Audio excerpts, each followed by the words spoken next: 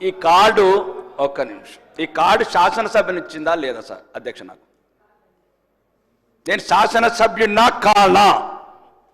తెలంగాణ శాసనసభల ఆరుమూరు ప్రజలు ఎన్నుకున్న ప్రజాప్రతినిధినా కానా? ఒకటి ప్రోటోకాల్ అధ్యక్ష, ఇదే లేనప్పుడు మాట్లాడటం ఎందుకు?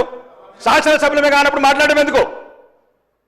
గౌరవనీయులు మీరందరంటే గౌరవం, మీరంటారంటే అభిమానం, మీరంటే అభిమానం, కానీ మీరు కూడా అభిమానం చూపించాలి కదా అధ్యక్ష. ఇప్పుడు మీరంటే గౌరవం అధ్యక్ష, మంత్రులంటే అభిమానం, మంత్రులంటే గౌరవం, సాటి శాసనసభ్యులంటే గౌరవం, కానీ వాళ్ళు మమ్మల్ని గౌరవించకపోతే మేమెట్లా గౌరవించాలి అధ్యక్ష? నేనేమంటున్నాను అధ్యక్ష, ఈ దక్షిణ తెలంగాణ నిధులు మీరు దోసుకోబోతున్నారు, అభివృద్ధి లేదు, అధికారం లేదు, అవమానం.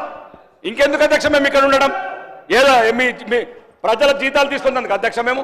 దయచేసి అధ్యక్ష, మీరు కన్న తండ్రి ఈ శాసనసభ, వాళ్ళైతే బయట ప్రభుత్వంలో. ఇగో మా సీతక్క గౌరవనీయ మంత్రి గారు సమాజం అని చెప్పి ఉద్యమంలోకి వెళ్ళొచ్చి ఈరోజు శాసన వ్యవస్థలో మంత్రి అయిన అక్క మాకు 5 కోట్లు ముంత, కాంగ్రెస్లకు బిందెలు. ఏమక్క సమాజం అన్నావు కదక్క, ఎటువైందక్క?